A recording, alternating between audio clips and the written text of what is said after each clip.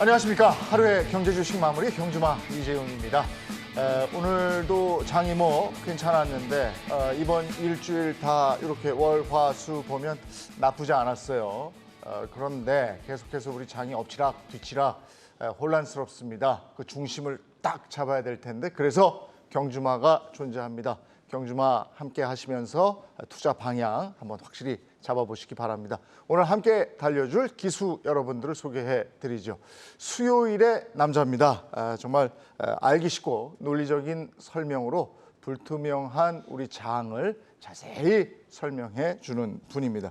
정광우 경제 크리에이터 자리해 주셨습니다. 어서 오세요. 네, 안녕하십니까.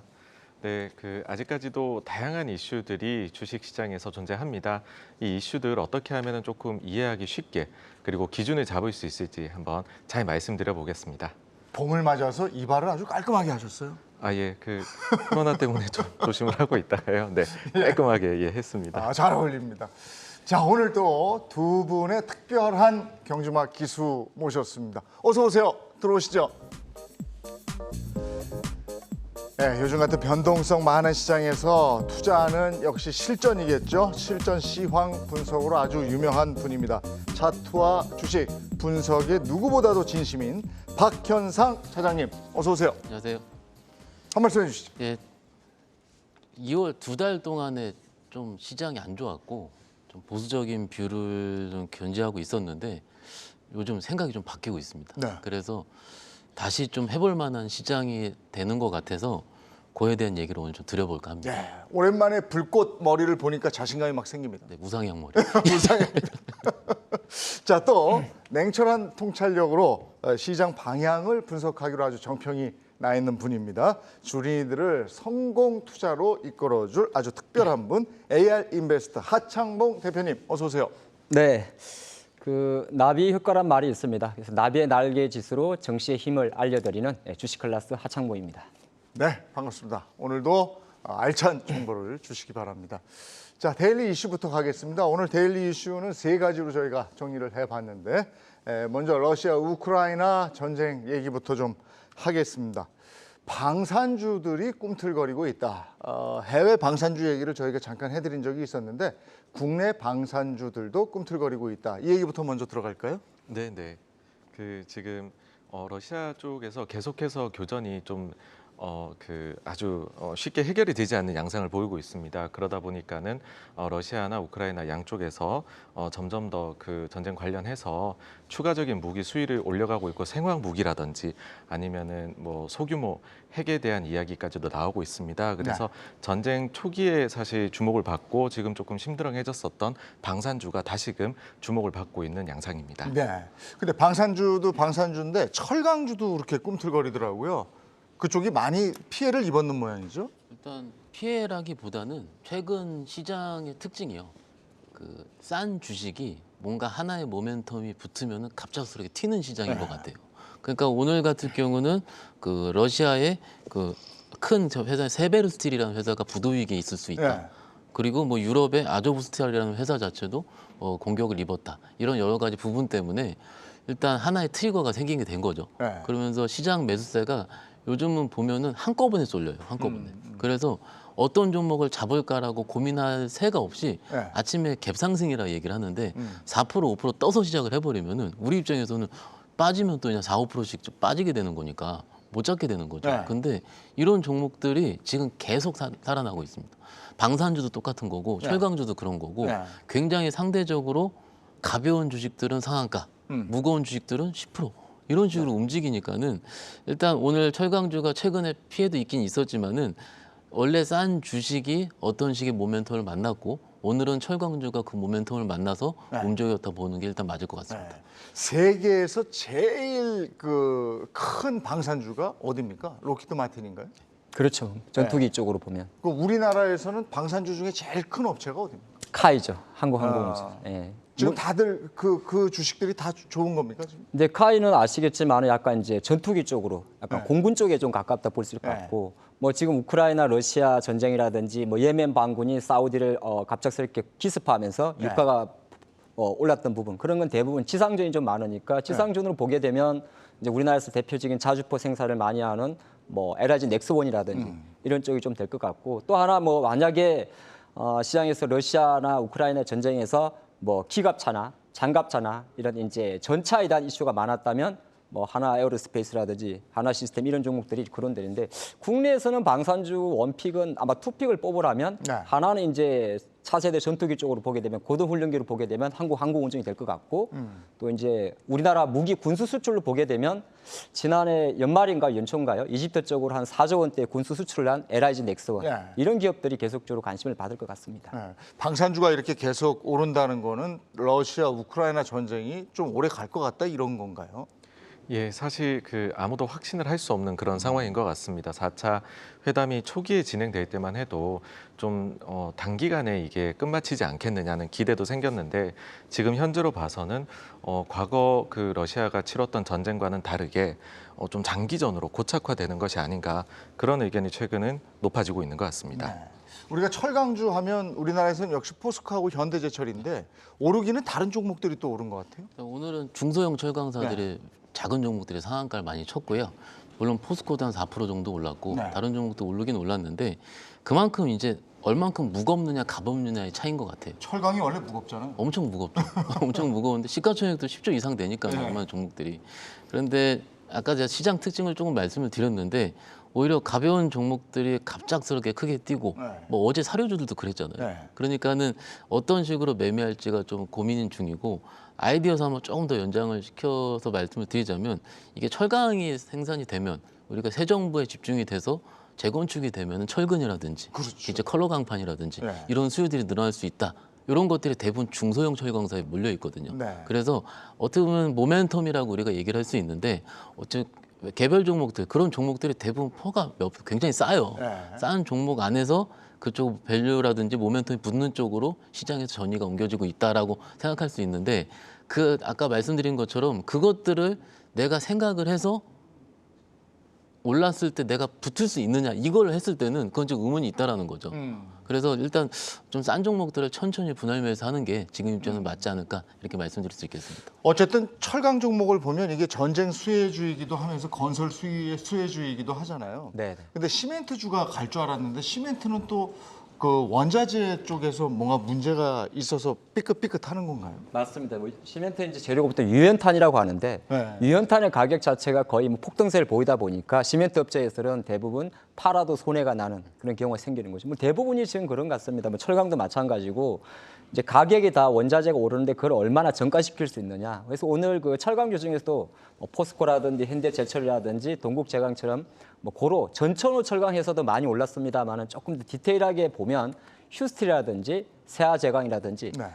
자동차용 강판 업체들의 주가 상승이 조금 더 좋았습니다. 그럼 왜 그러냐면 철강도 이제 좀 가격이 다 달라요. 자동차용 강판 같은 경우는 조금 비싸고 좀 싼 거라고 말하면 철근 같은 건 사실 좀 쌉니다. 가격적으로 봤을 때. 그리고 배를 건조할 때 들어가는 조선용 후판 가격 같은 것도 자동차용 강판보다는 가격이 조금 작은데 네. 오늘 시장에 나왔던 이야기는 자동차용 강판, 그러니까 자동차용은 아닙니다만은 강판 가격을 뭐 철강 회사들마다 확정된 건 아닌데 일정 부분 가격을 인상할 수 있다는 이슈가 있고 또 아시겠지만은 그러면 전방 산업 입장에서는 자동차 같은 경우는 조선이나 건설보다 더 빨리 전가를 시킬 수가 있으니까 뭐 그런 쪽으로 좀 보는데 시멘트는 아까 말씀드린 마찬가지로 막연하게 집을 많이 짓는다, 네. 시멘트 많이 들 것 같다. 근데 아마 실제적인 마진 자체는 상당히 생각보다 제한적일 확률이 많아서 오히려 시멘트 관련주들의 주가 상승이 약간 요원하지 않나 그렇게 보겠습니다. 그러니까 이게 섣불리 야 방산이래 이게 철강이래 이러고 아무거나 그냥 막 들어가면 안 될 것 같고요. 그 안을 좀 더 들여다본 후에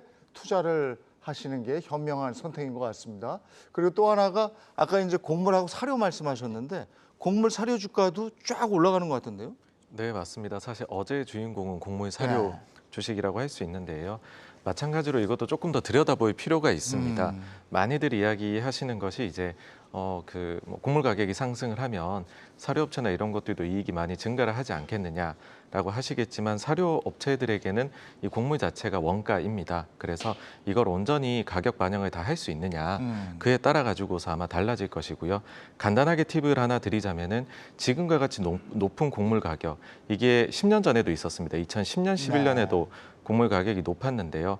이제 그 뭐 요 관련해서 수혜주가 있을까 찾아보시게 된다면 10년, 11년도에 과연 그 회사들의 이익이 좋았느냐 그걸 보시면 아 정가를 할 수 있는 업체가 아니다가 좀 손쉽게 판명나지 않나 그렇게 생각합니다. 그러니까 사료 관련주 이런 것들도 그 다 가는 게 아니고 그 중에서도 가는 종목들이 있는 거니까 어떻게 선별해야 됩니까?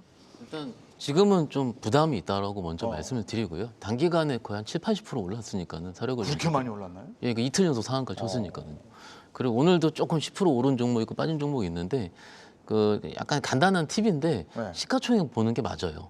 시가총액 자체가 작은 종목일수록 더 빨리 움직이는데 네. 나만의 손절 원칙이라는 매매 원칙을 보고 들어가야 되는데 그냥 오히려 쫓아가는 거죠. 네. 그리고 대부분 종목들이 700억에서 1,500억 언더거든요, 시가총액이. 그러면은 제가 항상 드리는 말씀인데 거기도 거래가 붙지 않으면은요 못 팝니다. 그러니까 저 매수세 자체가 뭐 100주, 200주 이렇게 안 들려 있어요. 그럼 나는 한 2,000주, 3,000주를 팔아야 되는데 그 호가를 밀어내서 팔아야 되거든요. 그러면은 가장 주식시장에서 가장 내가 힘든 팔지도 못하고 사지도 못하는 그런 상황이 있을 수 있고요. 그리고 이제 밸류에이션적으로 봤을 때 솔직히 지금 들어갈 타이밍은 전혀 아니고 이제 항상 내가 뭘 해야 될 때 쫓아가면 지금 요즘은 안 좋거든요. 그래서 네. 지금은 물론 크게 봤을 때 뭐 올해 저기 농업 관련해서 수혜가 있을 수 있다 할 수 있지만은 지금 그런 종목들을 쫓아가는 거는 밑에서 70% 오른 입장에서 봤을 때는 조금 위험할 수 있다라고 말씀을 드릴 수 있겠습니다. 그럼 달리 해석을 하면요. 방산, 철강, 곡물 사료 이게 뭐 이제 뭐 상한가까지 간 것도 있고 뭐 한 70% 올랐다고 말씀을 하시지만 그 종목인데 그 섹터인데 그렇게 안 오른 게 있을 거 아니에요. 그럼 그거 들어가면 어떻습니까? 일단 저는 그게 어느 정도는 있을 수 있다고 봐요. 왜냐하면은 지금 시장이 안 오른 걸 찾는 모습이 있긴 있어요. 네. 그래서 그 한 이틀 정도 있다가 안 오른 거 뭐지 하면 그게 튀긴 튀더라고요. 네. 그런데 만약에 우리가 그 들어갔었던 이슈, 예를 들어서 오늘 밤에 그 화해가 나와버리면은 그런 종목 동반으로 빠져버리게 돼요. 그러니까 항상 투자를 할 때 내가 틀렸을 때 어느 정도 손실을 방지할 수 있는 부분을 봐야 되는데 지금 이렇게 올랐다 혹은 안 올랐다 그럼 둘 다 안 오르는 둘 다 안 움직이는 거 네. 반대로 하니까 그래서 일단 그거 측면이 있고요. 요즘 생각은 약간 반대의 생각. 빨리 합의가 된다면 혹은 유가가 빠진다면 그때 수혜가 있을 게 뭘까라고 천천히 들어가는 것도 오히려 저는 방법이 될 수 있다 생각하고 그렇지. 있습니다. 언젠가 전쟁은 끝날 거니까 그럼요. 그게 예. 언제가 됐든지 간에 네네. 그 이후를 한번 생각하는 지혜도 발휘해 보시라 이런 말씀이었고요. 자, 그럼 두 번째 이슈 한번 가겠습니다. 안랩 52주 신고가 기록 이렇게 돼 있는데 글쎄요. 안철수 그 인물 때문인가요? 어떻게 분석하십니까? 네, 이거는 뭐 아시겠지만 총리 후보의 영순이기 때문에 네. 아시겠지만 고위공직자에 들어가게 되면 이제 백지 신탁을 해야 됩니다. 네, 본인이 갖고 있는 주식을 매각한다든지 처분을 해야 되는데 뭐 장래에서 처분할 확률은 낮은 거고 거의 대부분 아마 블록될 형태로 넘기게 되는데 그렇게 되게 되면 시장의 평가가 이제 다르게 좀 평가를 한 거죠. 물론 이제 투기적인 어떤 힘도 많이 들어왔고 공매도도 많습니다만은 사실 지난 우리가 선거 끝난 지가 2주도 아직 되지 않았죠. 네. 거의 안랩의 주가는 그동안에 100%가 오른 것 같습니다. 100% 조금 더 오른 것 같네요. 네. 뭐 15만 원대까지 갔으니까 약간은 이제 백지 신탁이라는 이슈 자체가 가장 큰 것 같습니다. 근데 이게 이제 구체적으로 인수위가 이제 조만간에 사실 5월 취임 전에 총리를 지명하는 이슈로 가기 때문에 네. 그 전에 거의 안철수 의원이 국무총리로 가지 않을까 그 기대감 그리고 그 기대감이 백지 신탁으로 가면 시장에서 블록딜 형태로 주식을 팔 거고 그럼 안랩 시장은 그러면 단순하게 그것 때문에 주가가 오르느냐 볼 수도 있는데 그렇지는 않고요. 어느 정도 이제 안랩 자체 우리 국내 대표적인 소프트웨어 보안 기업이지 않습니까? 이 기업을 과연 누가 가져가느냐도 중요한 거거든요. 네.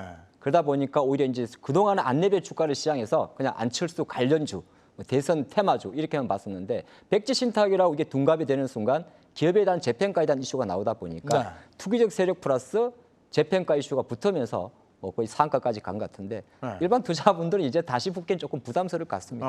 아니 백지 신탁이라는 게 호재로 작용하는 거예요? 그렇죠. 예. 그게 그렇게 됩니까?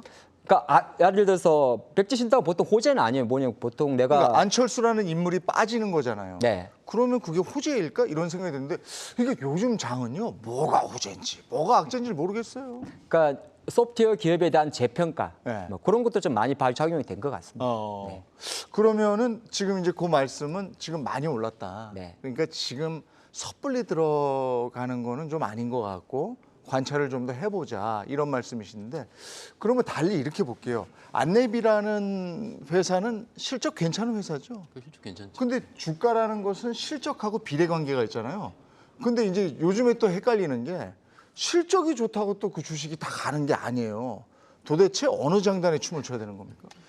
트렌드거든요, 요즘. 네. 그러니까 1월 달, 2월 달 같을 경우는 인플레이션 해지할 수 있는 주식들이라든지 네. 혹은 에너지 관련주들이 좋았고 3월 넘어서면서 한 며칠 전부터는 다시 성장주 단에 있는 주식들이 조금씩은 밑에서 올라오고 있고 네. 그러면 그거를 우리 투자자분들이 다 맞출 수는 없다고 생각을 해요, 네, 저는. 네. 그러지만은 그거를 말씀하신 대로 내가 실적의 받침이 있다면은 빠질 때 버틸 수 있고 좀 더 살 수가 있다라는 개념이거든요.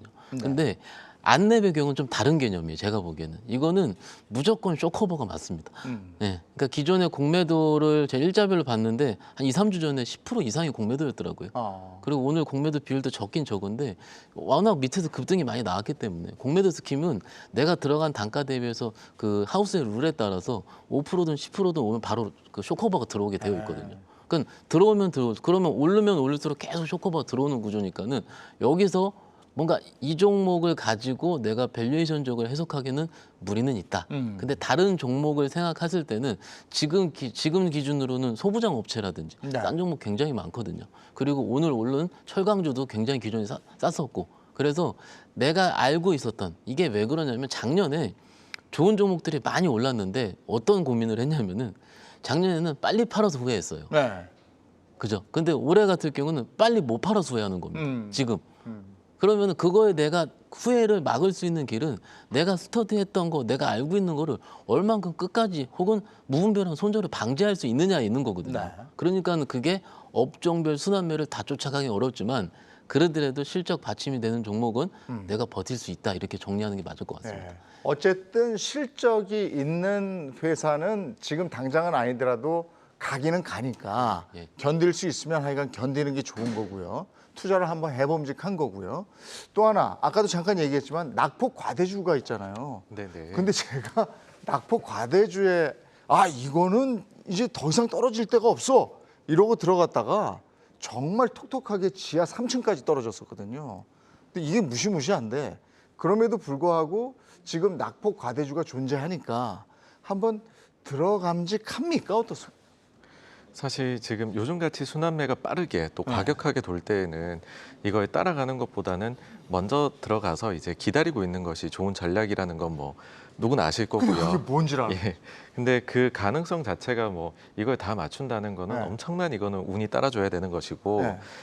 그것이 이제 추가적으로 혹시나 운이 좋으면 마치 이제 콜옵션 같은 거라고 생각을 합니다. 그래서 네. 그런 업체들을 여기에서 추가적으로 빠질 부분은 좀 제한적인데 혹시라도 좋은 기회가 오면은 빠르게 수익을 올릴 수 있는 이제 주식이다. 그런 컨셉으로 사실 때에도 사실 이거는 뭐 명확히 반드시 이제 분할로 해가지고서 하시면은 훨씬 요거는 좀 도움이 되시지 않을까라고 생각을 합니다. 그러면 낙폭 과대주를 구별해낼 수 있는 안목을 키우는 방법이 있습니까? 제가 이거는 조금 준비를 한 게 있어요. 예. 많은 분들이 이제 실적에 대해서 우리가 실적이 좋은 기업은 상승할 것이야. 뭐 예를 들어 이렇게 하잖아요. 네. 그게 국면 따라 좀 다릅니다. 그러니까 성장주하고 가치주라고 이야기하면 이제 포스코가 예를 들어서 가치주가 될 것 같고 네. 뭐 전기차 관련주가 배터리 관련주가 성장주가 되겠죠. 네. 그럼 두 실적의 기준이 다른데 성장주는 뭐냐면 실적 증가의 속도치입니다. 네. 상대치. 그러니까 매덕 뭐 몇백억 천억이 중요한 게 아니고 절대치보다는 상대치입니다. 그러니까 지금 실적 미미하지만 앞으로 점정적으로 증가한다 그러면 그걸 성장주의 실적이라 그러고 가치주는 절대치입니다. 네. 절대치가 올해 1,000억을 수익을 냈고 내년에도 1,100억 정도를 내면 안정적으로 버는 거잖아요. 근데 그러면 지금 낙폭 과대주들은 대부분이 후자예요. 실적에 대한 증가 속도에 대한 의문점이 조금 있던 기업들이 좀 많은데 대표적인 게 자동차거든요. 네. 자동차가 안정적인 기아가 분기 1조 원의 영업이익을 보이지만은 지금 차량용 반도체가 어떻게 될지 모르니까 네. 덜 움직이는데 그럼 그거를 바꿔줄 수 있는 트리거가 있습니다. 그게 뭐냐면 금리 인상이라는 재료가 시장을 만약에 누를 때는 오히려 상대적으로 실적이 좋아질 거라고 보는 기업들의 주가는 못 가고 네. 다시 금리 인상이라는 인상 자체가 시장이 흡수하면서 받아들이는 지금 시점이죠. 네. 지금 시점에서는 보게 되면 이미 메타버스 관련주도 움직이고 게임도 움직이고 네. 하지 않습니까? 그래서 약간 그 구간으로 넘어가는 게 좋을 것 같습니다. 그러면 지금 앞으로의 장이 되게 중요한데 뭐 미국이 뭐 금리도 올렸고 5월 달에 50bp도 한다고 하고 네. 뭐 대차 대조표 축소도 한다고 그러고 그럼에도 불구하고 만약에 미국의 주요 테크 관련주 애플이라든지 엔비디아라든지 이런 기업들 주가가 가면 첫 번째 섹터입니다. 그 종목들이 가요. 네. 지금은 미미하지만 앞으로 좋아질 수 있는. 예. 요즘도 그런 종목들은 조금 꿈틀대고 올라가는 것 같던데. 이미 지금 보게 되면 뭐 사실 오늘 미국 좀 글로벌에서는 이제 엔비디아 주간에 GTC 2022라고 해서 AI 컨퍼런스가 열리고 있는데 네. 이미 한국 증시에서도 작년 하반기처럼 이제 메타버스 관련 하드웨어 소프트웨어 주가가 움직이지 않습니까? 그래서 제가 생각할 때는 물론 계속 좀 지켜는 봐야겠습니다만은 지난주에 미국이 금리 결정을 한 이후에 시장의 분위기는 확연하게 성장주 쪽으로 매기세가 들어온다. 그리 보는 게 전 좋을 것 같습니다. 그러면 낙폭 과대주 중에서 우리가 눈여겨서 이렇게 한번 들여다볼 것은 성장주 중에서 그렇죠. 낙폭 과대된 게 어떤 건지 그거는 미국이나 우리나라 거를 한번 본 다음에 배터리도 있고 반도체도 있고 배터리 반도체 같은 네, 이런 디스플레이도 섹터를 마찬가지. 눈여겨보고 그 중에서 낙폭이 과대된 거는 한번 눈여겨보고 한번 투자해 볼 만하다. 세 네. 분 다 동의하시는 겁니까? 네, 이견 있으신 분? 이견 없으시죠? 네. 그럼 통과하겠습니다. 자, 이번에는 항공주 관련 얘기 나눌게요. 오늘 항공주 어떻게 됐죠? 네, 그 항공주 경우에 사실 그 여객 쪽은 좀 의구심이 있었지만 네. 화물 쪽이 실적이 계속 좋으면서 네. 그 동안에도 계속해서 상대적으로 좋은 이제 주가 퍼포먼스를 보여왔습니다. 네. 그리고 최근에는 리오프닝에 대한 기대감 이런 것들 때문에 또 추가적으로 상승에 대한 기대감을 보이고 있는데요. 다만 이제 우려를 하시는 부분은 여기도 이제 원가라고 할 수 있는 그 이제 유가 이게 많이 오르는 게 좀 부담이 되지 않겠냐라고 하겠지만 사실 항공 쪽은 이 부분에 있어 가지고서는 좀 독특한 구조를 가지고 있습니다. 그러니까 유료 할증료라는 게 있기 때문에 맞아요. 유가가 많이 오르는 부분은 바로 전가가 되고요. 그리고 원래 같은 경우에는 이렇게 유료 할증료가 높게 되면 이제 티켓 가격이 올라가니까는 소비가 좀 감소되는 측면이 있습니다. 근데 지금은 그 리오프닝 이후에 억눌렸던 수요들이 아주 강렬하게 되살아나는 구간이어서 유가가 어마어마하게 높은 수준이 아닌 이상에는 수요를 억누르지는 못하지 않을까. 네. 그래서 지금 항공주 쪽에서는 뭐 영업 상황으로는 계속해서 좋아지는 측면으로 나아가고 있다. 그렇게 생각을 합니다. 근데 이게 지금 국내 항공주 같은 경우는 팬데믹 이전 수준으로 주가가 회복되지 않았습니까? 오늘은 편이죠. 네. 일단 그러니까 그 질문의 요지는 뭐냐면은 지금 들어가도 되겠느냐 이거거든요. 예. 늘 물어보고 싶은 게 그거예요. 그건데 지금 유가가 115달러 넘은 상황이고 네. 기존에 115달러 갔다가 다시 100달러 근처까지 갔다가 다시 올라온 거거든요. 근데 이 유가를 지금 120달러 넘을지 네. 다시 100달러가 깨질지를 당장 오늘 저녁에 예측하기는 좀 어려운 것 같아요. 네. 그게 저는 대전제라 생각을 해요. 하지만 최근에 항공주는 유가 빠진 날 강하게 올랐습니다. 그러면은 유가 빠지는 걸 아침에 해도 제가 매매를 해보니까 유가가 예를 들어 전날 한 7% 빠졌어요. 네. 아침에 대한항공이 플러스로 시작을 안 하더라고요. 그러면 마이너스에 잡아도 되는 거거든요. 그러면 그날 한 3, 4% 수익이 나올 수가 있는 거예요. 상대적으로 유가가 빠졌거나 올랐건 지금 매크로 환경이 불확실한 상황이기 때문에 우리 증시 자체가 그렇게 우호적으로 작용하지는 않거든요. 네. 그러면 시가총액 상위 대형주들이 빨리 올라가지는 않습니다. 네. 그러니까 지금 입장에 매매라는 제 입장에 봤을 때는 네. 유가 빠진 날 대한항공이 플러스 나지 않으면 나는 천천히 매수를 들어가야지. 라는 원칙 하나만 생기면 어떨까라고 생각하는 거예요. 물론 크게 봤을 때 작년에 대한항공이 오를 때 제 기억을 해보면은 실적 발표 시즌 바로 전에 올랐습니다. 왜냐하면은 말씀하신 대로 그 여객 수요 대비해서 항공 수요가 그 이제 코로나 치료제라든지 뭐 백신 이런 것들 엄청나게 많이 있으니까는 생각보다 화물 수요가 좋다 이거죠. 네. 그러면 그 과거에 작년까지는 실적 발표 시즌 이전에 올랐었고 그리고 실적 발표 한 다음에는 아직 뭐 지금 오미크론 나왔다 그러고 뭐 나왔다 또 빠졌거든요. 네. 그 지금 대부분 분이 항공주 보고 양치기 소년이냐 이렇게 얘기를 하는 거예요. 하지만은 지금부터는 조금 베팅을 해봐도 항공주는 아까 말씀하신 그런 논리도 있고 어떻게 보면 억눌렸던 수요가 이제 더 이상 꺾기는 좀 힘들 것 같으니까 하더라도 되니까는 이게 내가 지금 못 산다 그래서 좀 늦진 않습니다. 네. 충분히 시가총액 상위 대형주들은 나한테 살 기회를 주기 때문에 원칙만 가지시면 어떨까? 근데 아까 항공주 그래프 잠깐 보셨나 모르겠는데 이렇게 날르더라고요. 입이 날라서 좀 걱정은 되는데 국내 항공주는 이렇게 날랐는데 그러니까 팬데믹 이전 가격 정도로 왔다고 제가 들었는데 근데 저 미국 항공주는 그렇지 않다면서요? 아직 덜 올랐다면서요? 근데 보잉 같은 경우는 얼마 전에 또 중국 동방항공에서 비행기 추락 사고 있었지 않습니까? 바로 이번 주에 보잉 737-800 기종인데 아직도 이제 그게 보잉은 사실 약간 그런 이슈가 좀 있어요. 근데 왜냐하면 전 세계 민항기는 미국의 보잉사와 프랑스의 에어버스가 만드는데 또 항공기 사고가 나게 되면 보잉의 주가는 하락하는데 미국에서는 사실 항공 여행주는 이 보잉 같은 항공사보다는 크루즈선들의 주가가 더 좋습니다. 그러니까 왜냐하면 이제 배를 타고 해외여행을 하는 그런 유람 일주를 말하는 거죠. 그 요즘에 홈쇼핑 해보니까 네. 크루즈 상품 많이 나오더라고요. 타이타닉 같은 걸 말하는 거죠. 그리고 우리나라 같은 경우는 사실 이제 크루즈선이 뭐 롯데 같은 경우도 크루즈선을 동해안 쪽에서 운영을 하긴 하는데 거의 지금 유명무실하고 항공 쪽인데 항공주는 전 이렇게 봅니다. 이게 가장 중요한 거는 노선의 확대가 더 중요할 수도 있어요.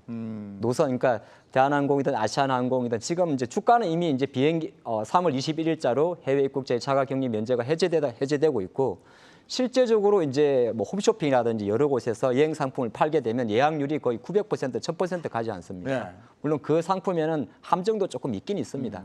아직 코로나가 완전 풀린 게 아니기 때문에 이제 여행 상품을 팔 때 예를 들어서 유효 기간을 1년, 2년 주는 거예요. 지금 당장 출발 안 해도 되는. 그렇게 하더라고요. 네. 지금 출발하지 않아도 되는 여행 상품을 파는데도 사람이 엄청 몰리죠. 여행의 보복이 나온 겁니다. 내가 예를 들어서 예전에 3박 4일로 만약에 동남아를 한 100만 원에 갔다 왔다면 200만 원 해도 클릭을 하는 거예요. 내가 2년 동안 못 가게 되고 그리고 또 하나가 유가적인 측면에서는 항공사에서는 부정적이에요. 왜냐하면 외화 부채가 많기 때문에 근데 지금 항공주는 하나의 이제 턴어라운드를 보는 섹터잖아요. 그러니까 오히려 판가 인상, 매출에 대한 기대 요인이 클 것 같습니다. 그 유가 오르는 거는 아쉽게도 우리가 부담합니다. 유리 활정료란 이름으로. 맞아요. 그러니까 항공주들은 계속적으로 비행기가 편도든 왕복이든 노선만 확대된다면 좋을 것 같고 주가는 이제 약간 지금 다른 섹터에 조금 밀린 것 같습니다. 타이밍적으로만 조금 보면 돼요. 저희가 볼 때는 갖고 계신 분은 뭐 갖고 좀 더 가져가는 게 맞을 것 같고 만약에 기회를 보시는 분이라면 뭐 워낙 이제 시장이란 게 워낙 아까 우리 차장님 잘 말씀 주셨는데 하루하루가 바뀌어요. 그런 쪽으로 약간 자금이 지금 뭐 다른 쪽으로 가다 보니까 쉬고 있다. 지금 그렇게 보는 게 좋을 것 같습니다. 그럼 여행주도 항공주하고 같이 보면 되겠습니까? 네, 여행 항공을 통틀어 좀 말씀드리고 싶은 게 뭐냐면은 갑작스럽게 유상증자 나오는 회사들이 조금씩 있어요 최근에. 이게 그 대부분 이제 항공에서는 LCC 업체라든지 그 여행사 중에서는 작은 여행사가 대부분일 텐데 지금 재무가 좋지는 않습니다 당연히. 그래서 투자를 하신다면은 내가 정말로 잘 스터디를 했던 작은 회사라면은 해야죠. 왜냐면 업사이드가 훨씬 더 높을 수가 있으니까는. 그런데 기왕이시면은 지금 하실 때 저는 좀 큰 회사 위주로 1등 회사 위주로 하시는 게 어떨까 말씀드릴 수 있겠고요. 지금 하 대표님께서 말씀하신 것처럼 그 제가 예전에 자료를 한번 보니까는 약간은 좀 리오프닝이 우리 열기가 지금 들썩들썩 되잖아요. 그런데 영국이 리오프닝 하고 한번 했을 때 작년 7월 달로 기억을 하는데 그때가 대부분 리오프닝 주가 고점인 경우가 있었거든요. 물론 영국도 완전히 풀진 않긴 했지만은 일단 지금 시장 자체가 어렵다고 말씀하시는 이유가 뭐냐면은 이미 그거에 대한 수요 피크가 나오지 않았을까. 근데 그 수요 피크를 우리가 정하는 게 아니고 외국인이라는 기관 투자가 메이저가 수요 피크라고 하면은 그 계속 팔아버리면 어쩔 수가 없는 거거든요. 그러니까 너무 맹신할 필요도 없다라고 생각하고 있습니다. 1등주를 아까 보라고 그러셨으니까 여행주의 1등주는 하나투어잖아요. 네. 그러면 그거 보면 되겠네요. 네, 그러니까는 사실 이제 그렇습니다. 이 어려운 환경을 한번 거치고 나면 기업 간에 같은 섹터 내에서도 이 위기를 어떤 식으로 극복해 나가느냐의 차이가 나거든요. 그래서 이런 경우 많은 경우에는 1위 업체가 원래 잘하던 업체가 그 격차를 더 이제 넓혀 나가는 경우들이 있습니다. 그래서 차장님 말씀처럼 사실 지금 이제 리오프닝주를 다시금 또 보신다라고 하실 때에는 아무래도 이제 상위 업체들부터 일단은 보셔도 뭐 무방하지 않나 그런 생각을 합니다. 지금 나오고 있네요. 근데 오늘은 별로 안 좋았네요. 지금 여행주가. 네. 여행주는 저는 약간 이런 것도 보시는 게 좋을 것 같아요. 지금은 사실 개별 여행이 허용이 안 됩니다. 대부분이 패키지 여행으로 가게 되는 거예요. 근데 이제 예를 들어서 하나투어라든지 국내는 여행사 이제 순위를 매기면 1위가 하나투어, 모두투어, 롯데관광개발 이렇게 가고 약간 이제 패키지 여행으로 좀 움직이는 기업들을 보게 되면 상장된 회사 중에서 뭐 노랑풍선, 레드캡투어, 참좋은 이제 이런 게 있는데 네. 지금 패키지 같은 경우는 패키지는 또 중소형 패키지 여행사에는 어떤 걸 보통 세일즈하면 법인 단체 관광을 많이 합니다. 네. 그러면 여기서 풀릴 때 우리가 법인들이 네. 단체 관광을 갈 수 있느냐 생각보다 쉽지 않잖아요. 그러면 지금의 여행은 대부분이 개별 패키지 여행이니까 오히려 아까 말씀하신 대로 차라리 여행주를 선택을 하신다면 오히려 대형사를 해야 됩니다. 하나투어라든지 모두투어라든지 그게 오히려 좀 주가는 사실 중간중간 절대 주가가 작은 뭐 다른 종목도 움직이겠지만은 네. 만약에 우리 차장님 말씀하신 대로 이러다가 갑자기 주가가 빠질 때는 또 개별주들은 더 많이 빠지니까 네. 그런 건 좀 참조하시면 좋을 것 같습니다. 알겠습니다. 이슈 한번 살펴봤고요. 이번에는 오늘 이제 중점적으로 다룰 내용. 뭐 금리 인상기에 금리 인상에 대한 얘기부터 안 하고 갈 수가 없어서 FOMC에서 0.25% 금리 인상 발표했는데 그 다음에 시장은 그렇게 놀라지 않았어요. 그리고 파월이 매파적인 발언을 했는데 별로 안 놀래요. 파월이 안 무서워요 이제. 네, 그렇게 네. 가는 겁니까? 이게 뭐 진리의 선반영이다. 그렇게 지금 시장은 받아들이는 것 같습니다. 아무래도 불확실성이었는데 그게 일단은 좀 해소가 되었다. 일단 나왔다, 매를 맞았다. 이고 그리고 그 전에 이미 증시가 좀 많이 빠졌었다. 그런 논리인 것 같습니다. 근데 그러면은 이 FOMC 자체는 어떠했느냐? 그리고 이제 어제 그저께 하고 오늘 하고 또 파월 의장이 발언을 하는 게 있습니다. 이런 것들을 종합해 봐서는 어떠냐라고 하면 코로나 이후로 가장 매파적이었습니다. 네.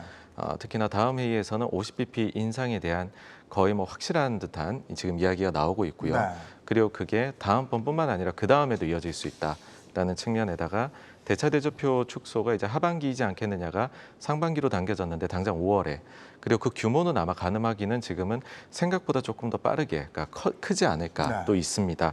그러니까 이거를 종합을 해보면 사실 그래서 과연 이게 뭐 시장에 어떤 영향을 주느냐 뭐 매파적이었다고 하는데 오르는데 별거 없는 거 아니냐 할 수 있는데요.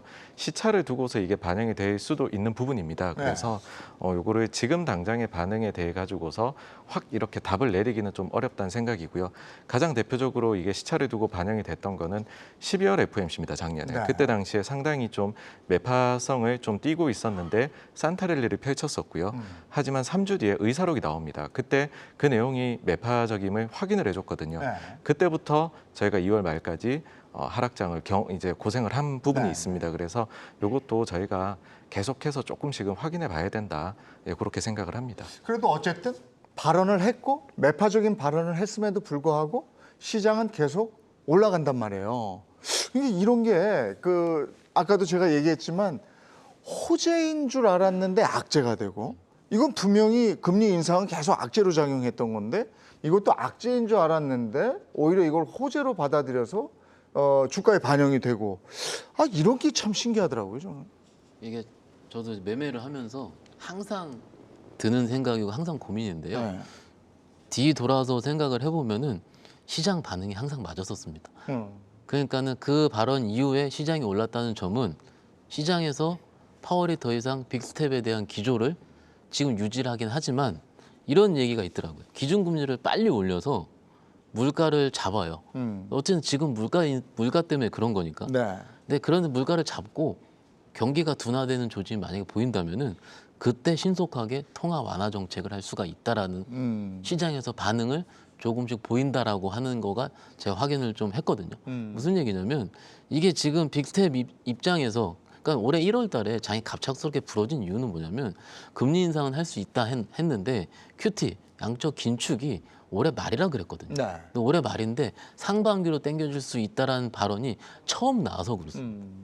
그러면 지금은 1월, 2월, 3월을 지켜가면서 시장이 지금 다 내성이라고 말씀하셨잖아요. 내성을 잇는 중이고 이미 물가만 잡힌다면 그건 이게 뭐 보면은 물가가 오른 이유가 작년 말까지는 중고차 가격 때문에 그랬다라고 하는데 중고차 가격은 두 달 연속 빠지고 있어요 지금. 그러면 지금 물가가 오르는 원인은 아시다시피 유가 원자재 인플레이션 이런 건데 최근에 촉발된 원인은 어떻게 보면 전쟁에 대한 리스크 때문에 촉발이 더 크게 됐으니 이게 조금 완화되게 된다면은 적어도 하반기 입장에서 해볼만 하겠다는 거고 어제 미국장에서 성장주가 많이 오른 이유 같은 경우는 이렇게 생각해 볼게요. 성장주가 안 된다 이게 아니고 낙폭 과대가 오른다라고 생각하면은 어떨까라고 싶습니다. 어쨌든 그래요. 주가가 많이 빠져 있으니까. 그리고 지금 테슬라가 7.9%, 알파벳이 2.77%, 메타가 2.44%, 아마존이 2.1, 나이키가 2.23 이렇게 올랐단 말이죠. 그리고 또 하나 시장의 반응은 이게 내가 주가를 0.5% 아니 금리를 0.5% 이상 올릴 수 있다 이렇게 매파적인 발언을 했음에도 불구하고 저렇게 하는 거 보니까 경기 침체 가능성은 낮은 거 아니냐 이렇게 이제 이해를 했다고 보는 측면도 있더군요. 근데 그걸 경기 침체 가능성이 낮은 것까지는 파월이 이야기하는 것 같지는 않습니다. 네. 파월은 여전히 이제 고인플레이션을 통해 가지고 소비가 둔화될 가능성을 염두를 하고 있는 거죠. 네. 그래서 FOMC 전문이라든지 파월의 의장은 사실 누가 봐도 매입니다. 네. 그러니까 매로 발표했는데 시장이 받아들이는 건 뭐냐 하면 조금 전에 말씀드렸다시피 금리를 올리는 것 자체가 그 주 목적이 과열된 경기 과열을 막기 위함이 아니고 과열된 인플레이션을 잡기 위한 거라 어쨌든 간에 인플레이션이 장기화되면 될수록 소비는 둔화될 것인데 네. 자, 그런 상태에서 우리가 그러니까 가장 원론적인 이야기를 하신 거예요. 네. 근데 시장은 어떻게 반응을 하냐 하면은 결정적으로 서서히 자 그러면 종국에는 어쨌든 간에 지금 시중 만약에 미국의 지금 소비자 물가 지수가 7% 후반 네. 그리고 국채 금리가 이미 2%를 넘었단 말이에요. 여기에 기준 금리가 0.5라고 해서 뭐가 달라지겠어요? 시장 금리는 이미 배 이상 올랐으니까. 물론 시장 금리는 기준 금리보다 항상 높습니다. 네. 성장률이 있으니까. 하지만 그런 관점에서 보게 될 땐 시장은 앞으로 일단 시간을 좀 준다는 연준의 반응에 좀 힘을 준 것 같고 네. 정시가 받아들이는 건 다 어떻게 보게 되면 벌써 오늘이 이제 3월 중하순이니까 1분기 실적 시즌에 주목을 하는 것 같습니다. 아까 말씀하셨던 종목들 전부 다 그래요. 애플 같은 것도 지금 170달러 회복이 눈앞인데 지난 그 대만 폭스콘, 그러니까 폭스콘 공장이 다시 가동한다 그러니까 애플이 실적 좋아질 것 같지 않느냐. 테슬라도 마찬가지입니다. 아마 조만간에 이제 1000설라 가지 않겠습니까? 990달러까지 왔으니까. 아마 700달러 보실 때 아우 그때 샀을 걸 하신 분들 그 제 얘기예요 지금. 칠자 그렸을 때 저걸 살 걸. 그래서 또 맨날 껄껄만 하다가 그런 이야기도 하더라고요. 네. 역시 미국 주식은 수학개미는 상공하는구나 이런 네. 말도 하는데 어쨌든 700달러까지 갔던 테슬라가 지금 1000설라가 코앞인데 글쎄요. 이게 반응하는 이유가 참 재밌어요. 테슬라 올라가는 게 두 개밖에 없습니다. 네. 이제 기가 팩토리 독일 베를린 공장이 생산이 나온다고 하니까 생산이 많아질 거 아니에요. 그리고 테슬라는 바로 전기차 가격을 올려버렸습니다. 네. 우리 돈으로 한 $1000씩. 그렇더라고요. 어차피 잘 팔리니까. 네. 그러면 이게 이제 원자재 가격 전가도 있는 거고 그런 관점이고 다른 종목들도 마찬가지고 실제로 그래서 4월 초가 되게 되면 미국의 1분기 실적 발표가 들어가는데 팩트셋 자료를 봤더니 S&P 500 기업의 실적 전망치가 그래도 내렸지만은 4.8%입니다. 그러니까 이런 거에 반응하기 때문에 시장은 조금 더 이제 FOMC 전문에 대한 이야기는 4월 초에 한 번 더 확인할 것 같습니다. FOMC 네. 의사록에서. 네. 그런데 거기서 너무 매파적이라 나한다 하더라도 5월 달 금리까지는 시간을 벌어놨으니까 당분간은 기업들 면면에 좀 촉각을 맞추다 보니까 네. 시장은 생각보다 좋은 힘으로 가고 있지 않나 그렇게 보는 게 좋을 것 같습니다. 근데 우리가 항상 이제 아까 농담 삼아서 얘기했는데 그게 진심인데 진심이죠. 껄껄 한단 말 껄껄. 살 걸. 근데 이게 지금 테슬라가 900 이렇게 해서 1000자 그릴 때가 왔잖아요. 네. 아니 이게 겁나서 내가 8자만 그렸어도 사는데 9자에서 1000자 그리는데 저걸 어떻게 사? 그죠? 이런 분들은 어떻게 해야 됩니까? 사실 그렇게 후회가 남을 때는 매수를 하지 않는 거 이제 결정을 내리지 않는 게 좋더라고요. 좀 차분한 마음으로 왜냐하면 따라간다 이거 자체가 조급하기 때문에 네. 예, 그런 상황에서 내린 결정들이 좋았던 경우는 좀 적었던 것 같습니다. 그러면 테슬라가 다시 네. 7자를 한번 그려주면 그때는 내가 과감하게 들어갈 텐데. 그때 또 못 사더라고요. 못자가 보여가지고 그때는 한번 옷자가 보이실 거예요. 500달러 가는 사이에. 네, 이게 뭐 여러 가지로 참 기회를 놓치는 경우도 상당히 많으실 거예요. 저만 그런 게 아닐 거예요. 근데 아까 제가 요즘에는 도대체 증시에 이게 호재인지 이게 악재인지 모르겠다 이런 말씀을 드렸는데 그럼 구분을 해보자고요. 그동안 우리가 전통적으로 이건 호재야. 그리고 전통적으로 이건 악재야. 이렇게 했던 것들이 있잖아요. 구분해서 한번 얘기 좀 해주시겠어요? 네, 뭐 좀 나눠 가지고서 말씀을 네. 드려보겠습니다. 일단 기업이 이제 그 근본적으로 펀더멘탈 사업에서 잘하고 있는 것들, 뭐 가령 말씀해주신 대로 새로운 공장이 돌아간다, 네. 그 다음에 가격을 올린다, 뭐 이런 부분들, 그 다음에 신제품이 잘 나간다, 그런 게 있으면 당연히 호재일 테고 네. 반대로 최근에 보시면은 뭐 원가 측면에서 아니면은 지정학적 리스크 때문에 생산에 차질이 있을 수 있다. 뭐 이런 거는 악재가 되겠죠. 그 다음에는 그 순수하게 금융적인 부분입니다. 어떤 것이냐 하면은 뭐 배당을 늘린다든지 그런 부분이 있으면 당연히 좋을 것이고요. 그 자사주에 있어 가지고서 자사주 사는 것은 일단 수급 측면에서 반드시 이제 일견 그 주가에 도움이 된다라고 할 수는 있는데 여기에서도 이제 좀 나눠볼 것이 과연 그래 가지고서 소각까지도 이어지느냐라고 하면은 그 좋아짐의 강도가 굉장히 좋을 것이고요. 일단은 사서 보유를 한다라고 하면은 이제 그 호재의 정도는 좀 제한적이다. 일단은 그 정도로 나눠 보시면은 어떨까라고 생각을 합니다. 그러니까 호재에서 우리가 전통적으로 이제 무상증자는 호재인 거죠. 유상증자는 약간 악재로 분류가 되는 거죠. 일단 좋은 유상증자도 있고요. 그건 나쁜 또 유상증자. 구분을 해야 되는 거죠. 예, 그러니까 좋은 유상증자라고 하는 거는 일반적으로 많이 성장하고 있는 산업의 캐파 증설. 네. 그러니까 내가 그만큼 이제 그 회사가 일감이 딸리는 거죠. 그래서 증설을 해야 되기 때문에 어쩔 수 없이 유상증자 하는 경우는 네. 충분히 공시에 나와 있어요. 네. 근데 우리가 알고 있는 안 좋은 유상증자가 네. 대부분 부채 상환 목적이라든지 네. 그래서 삼자 배정 유상증자인데 삼자 배정에 되는 그 회사가 네. 사모펀드라든지 혹은 출처가 불분명한 회사들 이런 경우가 있으면은 굉장히 안 좋은 유상증자를 볼 수가 있는 거예요. 그래서 대부분 그 대형주 입장에서는 그래도 우리가 리즈너블하게 그 내용을 알 수 있는데 중소형주들 유상증자 그 공시 열어보면은 잘 써있지 않은 경우도 굉장히 많거든요. 네. 그래서 그거를 좀 구분할 필요가 있다라고 생각할 수 있겠고요. 아까 자사주 좀 말씀하셨는데 자사주 매수만 하면 안 되고요. 소각을 해야 됩니다. 소각. 왜냐하면은 적정 주가를 볼 때 네. 분모에 저기 주식 총수가 있고 위에가 시가총액이 있잖아요. 그건 소각을 통해서 주식을 없애야 돼요. 주식을 없애야지 분모가 줄어드니까 적정 주가가 높아가는 거니까는 매수만 한다 그래서 그거는 아닐 것 같고 올해 아마도 제가 감히 말씀을 드리지만 올해 주식의 상승의 트렌드는요 아마 주주 친화를 얼만큼 할 것이냐가 될 겁니다. 그래서 자사주 매수 소각을 빈번히 하고 그 주주들과 소통하는 회사에 그 애널리스트들의 뷰 같은 경우도 그 회사를 좀 더 좋게 볼 가능성이 커요. 그래서 그거를 좀 잘 나가는 업종 안에서 자사주 매수 소각을 하는 회사들 좀 보신다면은 추가 투자 성과는 굉장히 좋을 것 같습니다. 그래서 제가 요거 한번 알아봤는데 작년에 자사주를 매입한 상장사 코스닥 코스피를 합쳐서 283곳이에요. 근데 자사주를 소각한 곳은 25군데예요. 자사주 매입과 소각 어떤 차이가 있나 이제 설명을 해주셨어요. 매입만 해서 되는 게 아니고 소각을 해야 이게 완전한 호재다. 그렇게 되는 거고요. 네, 맞습니다. 예. 예를 하나 들어드리겠습니다. 이제 단적으로 애플인데요. 네. 애플이 팀 쿡이 취임한 이후로 2020년까지 주가가 11배가 올랐습니다. 근데 그 사이에 영업이익은 20%밖에 오르질 않았습니다. 근데 자사주 매입 소각을 전체 주식 총수에서 약 한 40%를 했었습니다. 그래서 그 점이 굉장히 주가 상승을 이끌었었던 부분이고요. 그다음에 우리나라의 경우에도 보시면은 작년도에 그 메리츠 금융그룹이 주주 정책을 바꾼다라는 공시를 합니다. 네. 대표적으로 이제 현금 배당 많이 하는 기업으로 알려져 있었는데 뭔가 정책이 바뀌니 안 좋은 것 아니냐 하면서 그날 15에서 20% 주가가 빠졌었습니다. 네. 근데 그 이후에 자사주 매입 소각을 격렬히 하면서 주가가 전부 다 이제 2배 이상 상승한 모습을 보였습니다. 그래서 자사주 매입 소각이 이마만큼 굉장히 강력한 그런 이제 효과를 낼 수 있다. 그런 걸 한번 체크해 보셔야 될 것 같습니다. 지난해 SK텔레콤도 자사주 처분하지 않았습니까? 이때 어떻게 됐죠, 주가가?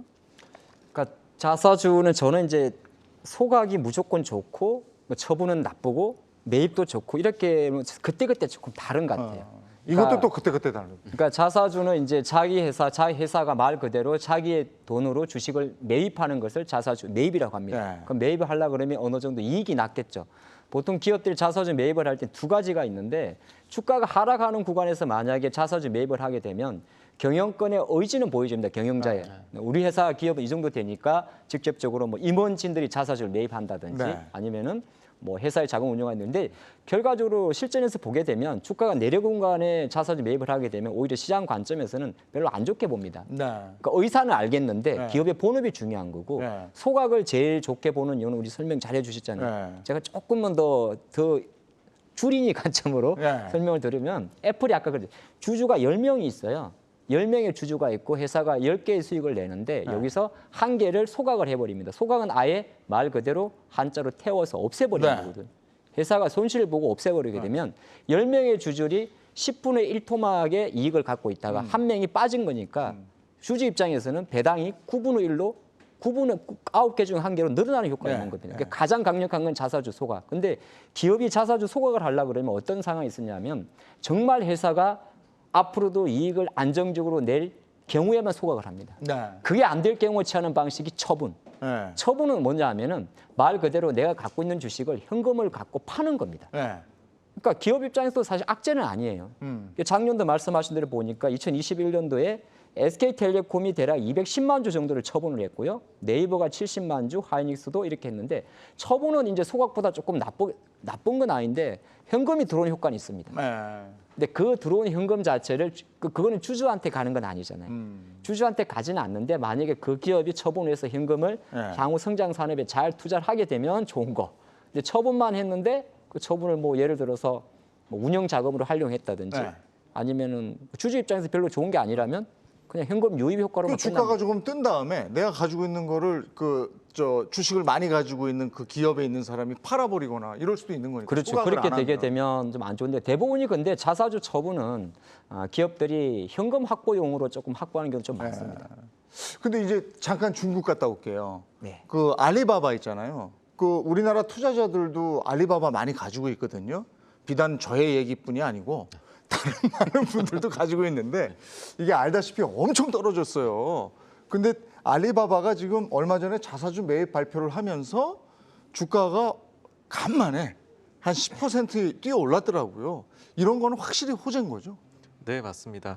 그 알리바바 사실 이제 홍콩 증시 자체가 엄청나게 패닉 셀링이 나왔습니다. 그래서 증시 자체가 뭐 단기간에 이틀 만에 20% 이상이 빠지는 그러다 보니 대표 종목들도 그렇게 하락을 할 수밖에 없었는데 여기에서 알리바바의 반등이 가장 좋습니다.